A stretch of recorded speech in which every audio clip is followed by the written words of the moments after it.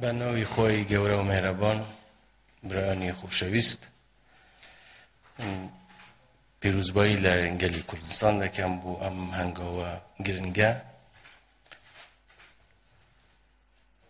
بێگومان گەلی کوردستان چاوەڕوانی ئەم جۆرە هەنگاوانە کەوت ئیمڕۆ لە حکوومەتی هەرێمی کوردستان، و من لێرەدا بە پێویستی دەزانم سوپاسی بێپایانی خۆم بە هەموو ئێوەی خۆشەویست ڕابگەینم، بە هەموو ئەو دامەزراوانەی کە لە موەسسەی ئاسایشی هەرێمی کوردستاندا بۆ پاراستنی هەرێمی کوردستان شەونەخوونیتان کردووە و ماندی بوون بۆ ئەوەی ژیانێکی ئاسوودەیی بۆ خەڵکی کوردستان تەمین بکەن. سپاستان کەم کە ئێوە سەرکەوتوانە هەرکەکانتان ئەنجام داوە و توانیوتانە نمونەیەکی زۆر زۆر جوان پێشکەش بکەن بۆ جیهان، و ئەوە بوو بە هۆی ئەوەی کە هەم خەڵکی کوردستان بە ئاسوودەیی لەم هەرێمەدا بژین و هەروەها خەڵکی بیانیش بە چاوێکی ڕێزەوە تەماشای هەرێمی کوردستان بکەن، و هەروەها هەندێک بووە بۆ زۆر لە کۆمپانیا گەورەکانی جیهان کە بێن بۆ هەرێمی کوردستان، و ئەگەر ئەمن و ئاسایش نەبووایە بێگومان نە خەڵکی کوردستان و لە ئاسوودەییدا دەژیان و نە ئەو ڕێزەی لێ دەگیرە لە وڵاتانی دەرەوە، نە ئەو کۆمپانیانەش ڕوویان ئەکردە کوردستان. بەڵام تا ئێستا هەوڵەکان و جوهدەکان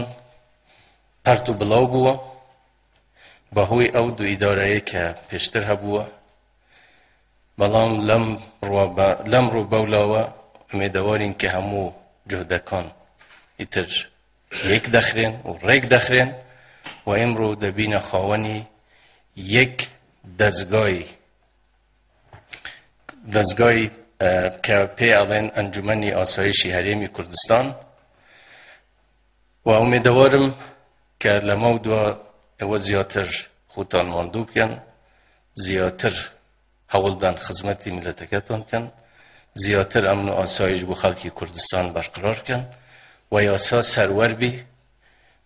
ئەبی ئێوە لە یاسا لا نەدەن و ئێوە زیاتر لە هەموو کەسێک ڕێز لە یاسا بگرن بۆ ئەوەی میلەتی ئێوە وڵاتی ئێوەش ڕێزی لێ بگیرێ لە دەرەوە، و هەروەها بە ڕفتاری جوان و شیرینی خۆتان هەروەکو چۆن جێگەی ڕێز و متوانەی خەڵکی کوردستانن ئەبی بەردەوام بن. ئێوە ئەبی وە ڕفتار بکەن کە خەڵکی کوردستان هەست بە ئاسوودەیی بکات وەختی یەکێک لە ئێوە ببینی. ئاسایشی هەرێمی کوردستان دام و دەستگاکانی ئەم موەسسەیە ئەبی جیاواز بن و جیاوازن و ئەبی جیاواز بن و هەروەش بمینن. ئێوە ئەبی نێزیک بن لە خەڵک، ئێوە ئەبی وای لێ بکەن خەڵکەکە بە دڵنیاییەوە هەست بە ئاسوودەیی بکات وەختی کە ئێوە لێی نێزیک بن، نەک وەکو دام و دەستگای هەندێک وڵات و شوێنی تر کە پۆلیسێک یا ئاسایشێک یا یەکێک ببینن نێزیکیش بی یا عیلاقەیەکی لە دوورەشەوە بی بە دام و دەستگاکی ئەمنیەوە ڕابکاتن و لە خۆی بترسی و پێی وابی کە ئیتر چارەنووسێکی ڕەش دەبی. ئێوە نمونەیەکی جوانتان پێشکەش کردووە. ئێمە زانین تێرۆریستەکان و دژمنانی گەلەکەمان زۆر هەوڵیان داوە کە ئەمن و ئاسایشی کوردستان تێک بدەن، ژیانی ئاسوودەیی لە خەڵکی کوردستان تێک بدەن، بەڵام ئێوە توانیوتانە بەرگری لەو هەموو پلانانە بگرن. شەهیدێکی زۆریشتان داوە، قوربانیتان داوە لە پێنەوەیەوە، ئێوە قوربانیتان دا بۆ ئەوەی خەڵکەکەتان بە زیندویی بمینی و بە لە ژیانێکی بەختەوەر دابی. ئەمڕۆ ئەمە هەنگاوێکی زۆر زۆر گرنگە، داوای سەرکەوتنتان بۆ دەکەم و داواشتان لێ دەکەم وەکو لە مەودووە یەک موەسسە دەبی. ڕێزم هەیە بۆ هەموو حزبەکان، بەڵام ئێوە موەسسەیەکن سەر بە حکومەتی هەرێمن، سەر بە سەرۆکایەتی هەرێمن، ئێوە مڵکی هەموو خەڵکی کوردستانن،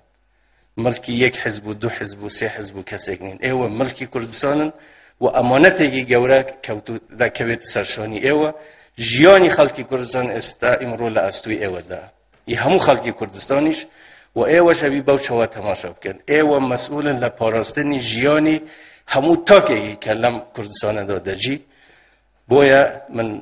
ازانم ارکی کی پیروزه ارکی کی سخته بلام دلنیاشم که با ایوه لماوی روبردو دا اثباتان کردوه که کفاعتی که زورتان نشان داوه و دلنیام لآیندهش دا هر بوشه و ایوه بردوام دا بن لسر خدمتی خودتان جاری که تر داوی سرکوتتان بوده کمو و پیروزیش بیامنگاوه لخلقی کردستان و زور سپاس